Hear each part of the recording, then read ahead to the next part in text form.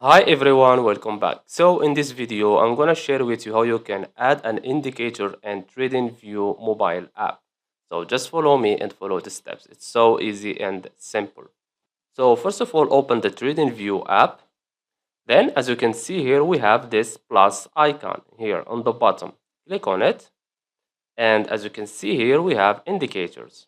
Click on it again. And now you have to search for your indicator, or you can choose one of these if you see the indicator you desire. So for me, I will search for RSI, for example, and it's this one, relative strength index. Click on it, relative strength index has been added, as you can see. Then click on the X icon. And this is the indicator, as you can see here. That's it. So I hope you found this video helpful. Don't forget to give us a like and subscribe. Thanks for watching and see you in the next one.